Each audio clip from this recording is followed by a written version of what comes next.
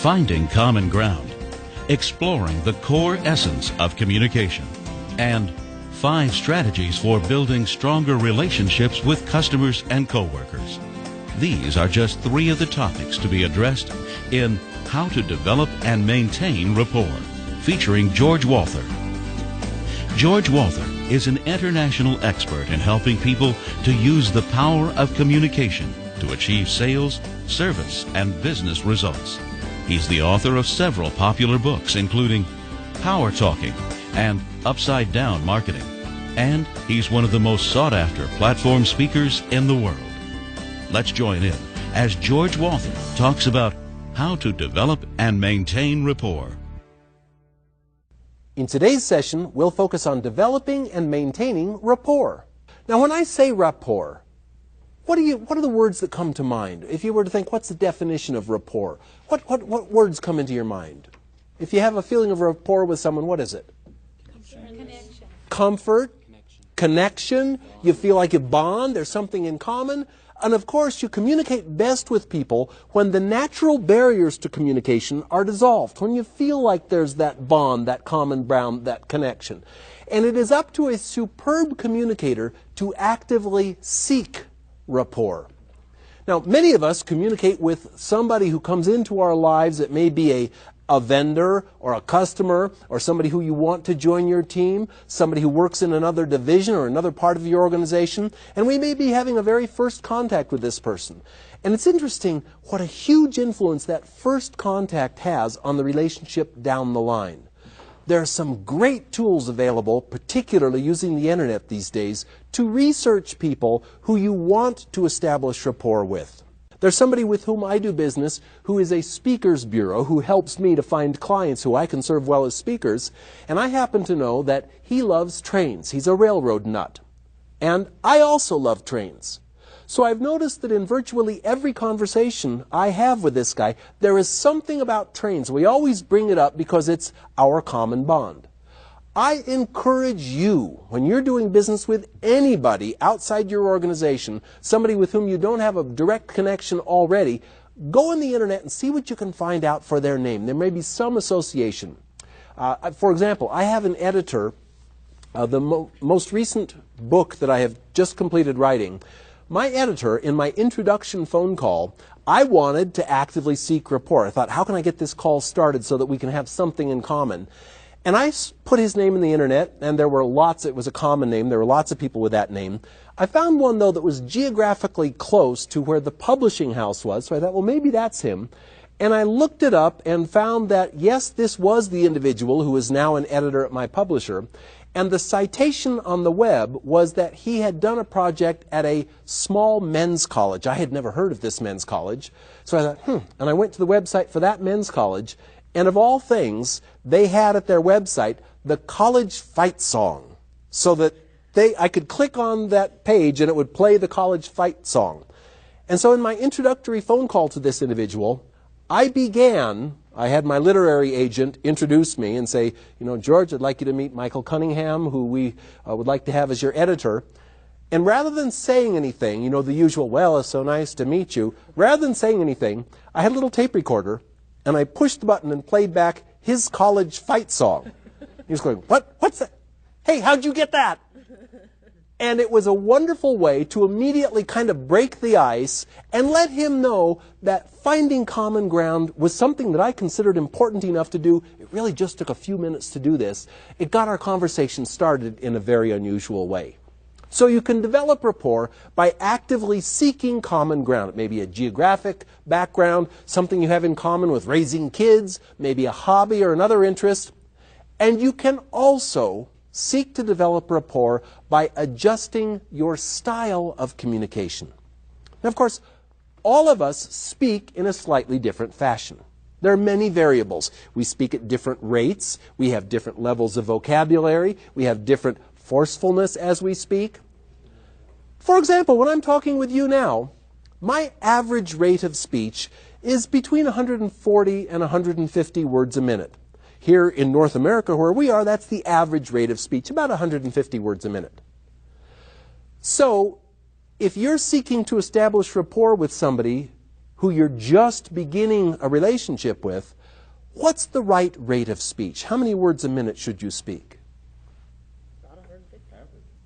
Well, about 150 is a good answer if that person speaks 150. If you're calling somebody who lives in New York in a very rushed life, you better make it 350 words a minute.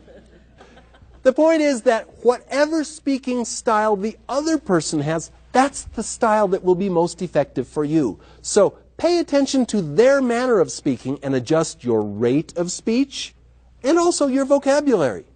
If you intuitively pick up that the person with whom you're speaking has a pretty basic, simple vocabulary, you're not out to impress them with the very large words that you know and can use. Your aim is not to impress them. Your aim is to develop comfort with them. So you adjust your vocabulary to match theirs. Likewise, you won't get much attention from the other person if you speak very simply, and they are obviously somebody who has a high level of education and a vocabulary to match. So excellent communicators seek rapport both by looking for common ground about backgrounds and also by adjusting their style of communication. There are three styles of communication: audio, visual, and kinesthetic.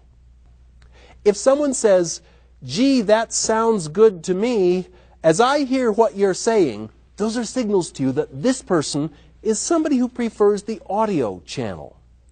Or somebody may say, as I look at that, here's what I see. It was probably not the best approach for you to now respond and say, well, listen to it this way. Can you hear what I'm saying? You're probably better off to use visual terms. And on the other hand, they may say, I'm trying to get a feel for what you're saying, which would indicate that they're a kinesthetic, expressive person. So I don't want to make a big deal about this and say, oh, pay careful attention, write down every word. How many words a minute do they speak? What's their vocabulary? No. I mean to use your intuition to say to yourself at the beginning of a conversation, I want to make this other person feel comfortable talking with me. So let me just listen. What's their style? How do they express themselves? Do they speak quickly or slowly? What's their vocabulary like? And I don't mean that you're counting the words. In the back of your mind, though, if your aim is to develop rapport with the other person, you will intuitively adjust your communication style accordingly. Listening is not what most people think it is. Most people think that listening is the absence of speaking. Oh, I'm not talking, so this means I'm listening. Listening is an active process. It's interesting. All of us have learned how to read and write. Some of us have had formal training in how to speak. Very few people get any formal training in listening because we assume it just means, oh, don't talk, let them talk, that's listening. Listening is a very active process. I always think of the old Chinese proverb, which is, I hear and I forget. I see and I remember. I do and I understand. And the point of that proverb to me is that because rapport is the process of developing understanding with another person, the more of your senses that are involved, the better your odds of being able to, so to speak, put yourself in the other person's shoes. So when listening, one of the very best things you can do is jot down notes. Because as you do, as you're taking notes, you are not only hearing, you're also seeing yourself, you're seeing the words on paper, and because it's an active process where you're involved in scribing the information, you're using your motor reflexes as well. The more of your senses that are involved in taking in the information they have to offer, the more likely you are to both remember it and also understand. Now this applies certainly in telephone calls. It also applies face-to-face. In fact, I consider it a huge compliment when somebody with whom I'm speaking says, I want to be sure I follow everything you're saying, so I'm going to jot some notes for myself. That's not a distraction. That's them saying, I consider what you're saying is important. So with you in your positions of leadership, when a member of your team comes to talk about an employment situation, or if you were having an encounter with somebody in a different part of your organization, or if you were dealing with a customer, whether it's on the phone or face-to-face, make listening an active process characterized by note-taking. Because as soon as you pull out that pencil and paper and start taking notes, you're paying the other person a great compliment and helping yourself to stay focused on what they're saying. Now that it's an important part of the active listening process called the feedback loop. You see, when you convey information to another person, you assume that they are correctly hearing what you have to say, and you know what happens when you make assumptions. That's going to get us into trouble. So rather than assuming, the only real way to verify that the other person does clearly understand what you're saying is to get them to repeat it back to you. Careful how you do this, though. If you were to simply say, okay, was that clear? Did you understand that? All you're going to get now is their opinion about whether they understood it. You're not going to really know they understood it. Here's what not to say. You know, I want to be sure you understood that correctly, so what do you think I said? Because taking that approach leaves them thinking that you're really saying, I don't trust your intellectual abilities, and I don't think you quite kept up with me.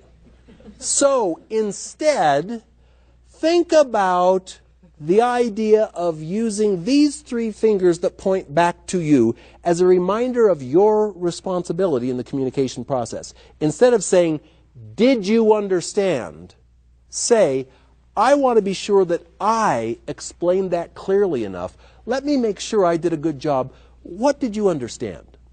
So to emphasize that you as the professional communicator, and there isn't a single skill that's more important in leadership and management than being a superb communicator. There isn't a single skill more important. Because after all, well, some of the people you lead are people, yeah? Some of the people who buy from your organization are people. Some of the people who donate to your nonprofit are people. In fact, the core essence of being a superb leader is somebody who has the great skill of communicating well. And that's way more than putting it out there. It's also being a great listener.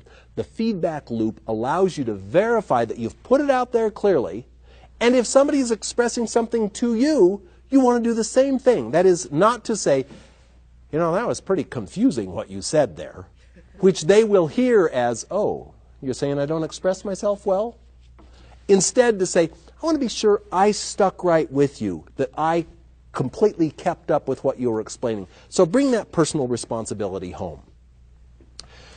Now, in the process of developing rapport, there's one of the most basic principles in making people feel comfortable with you that is practiced by so few people. In fact, as I give speeches and seminars around the world, I've often asked people, you know, what's one skill you wish you were better at? And the number one response that most people feel uncomfortable about is, I'm not very good with names. How many people here today would feel like, I'm just not really that good at catching people's names? Most of us would like to improve in this area. As Dale Carnegie said way back in 1936 in How to Win Friends and Influence People, the sweetest sound to any person in any language is the sound of his or her own name. We all feel good hearing our names. Don't you often, at the supermarket or in some crowded situation, hear somebody calling out somebody else's name who you happen to share? I mean, if I'm in a store and I hear somebody calling George, like, oh, they want me, they want me. Hey, when it comes to mastering names, it's really pretty simple. There are three key steps. The first is to make sure that you decide to master names. Most of us think, I forget names. That's not actually technically correct. You don't forget people's names. You don't forget anything. It's all going in. All the information, the stimulation that comes into our brains is recorded there. You don't forget names. It's just that you don't capture them in the first place in a way that makes them easy to retrieve and use. So the first step is to decide, as soon as you hear another person's name, to stop yourself right there and say, wait, I'm not letting that get past me. And I know in my own case, if I am unable to come up with a person's name, it's not because I remembered it for 10 minutes and then lost it. No. I lost it in a second because whoosh, it went straight into my long-term storage without being in a quick, easily retrieved area. So step one, decide you're going to pay the other person the compliment of getting their name right. 2, make an association. The more vivid and visual the association, the better. At the gym I visit each day, there is a parking attendant, and I go at the same time, first thing in the morning each day, and as I leave, this parking attendant is the guy who always stamps on my little parking ticket. And I thought, if I see this guy every day, I mean, one of my core values in life is that if you're going to have an encounter with someone anyway, whether it's a car rental clerk or a checker at your grocery store, you have the choice to either make that a completely routine, matter-of-fact transaction, or you can have it be somewhat unpleasant, or you can also make the choice to say, gosh, if I'm going to be with my grocery store checkout clerk for 3 minutes anyway, might as well have fun with it. So one of the best ways I know of to have fun and develop personal connections is to use people's names. So I thought, well, if I'm going to be going through this little parking stall every day and having him stamp my ticket, I want to find out who he is. And he was obviously from a different cultural background than I was, so his name was not going to be Joseph or something common. And I asked him his name that first day, and he said, Bienna. Bienna. I thought, Bienna? I don't know that name, Bienna. I didn't know the spelling of the name. So I first made an association and thought, Bienna. That sounds kind of like Vienna, Austria. I thought, what do I think of with Vienna, Austria? I think of those white Lippenzahner stallions. I thought, okay, every time I go through here, I'm going to picture him with a whip on one of these horses, getting him up on his hind legs in Vienna, and I go, oh, Vienna! And every day I see him, and every day I go through, okay, he's in Vienna with that's right, Vienna, that's his name, Vienna. 1, decide you're going to remember names. 2, make an association. 3, use the name. And I recommend in a typical conversation that you use the name 3 times. First time, right after they tell you what it is. So that if I meet Vienna for the first time and he says his name, I'm going to repeat it right back. Vienna, oh, that's a nice, unusual name. I'm going to right away register the name and say it back to him because, of course, doing so helps me to remember it. It's also complimenting the other person. Second time, at some point during the conversation, somewhere in the middle, I'm going to bring that name up again. Third, the very last thing I will do as I leave that person is use their name. Now, I want to stress something here, and that is that people find it very annoying and phony if you use their name a lot. I'll always remember doing a series of sales training videos, and the producer said, George, you know, I see you've got some excellent material you're going to be presenting here, George, and as I went through the outline, I noticed you've got a lot of techniques that will really be very effective at selling. One thing, George, I didn't see in your script, and it's a technique I use all the time, George, with great effect, is the technique of, and George, you may have heard this from others, is of you, and every time he said my name, I'm going, don't say it again, don't say it again! Because it seems like such a phony, hyped up, artificial effort people make. So don't use other people's names again and again and again. 3 times is fine. I know, for example, because of my work, I travel a lot by airplane. When I get on the plane, the very first thing I'll do is introduce myself to the person sitting next to me. On my flight coming here, the individual's name was Ted. I start right away by saying, hey, Ted, my name is George, because I think it's ridiculous. You're going to be sitting this close to each other for the next couple of hours. And you know that awkward feeling you have on a flight? It's been a couple of hours, and you go like, what was your name anyway? And you kind of want to ask. Do it right away.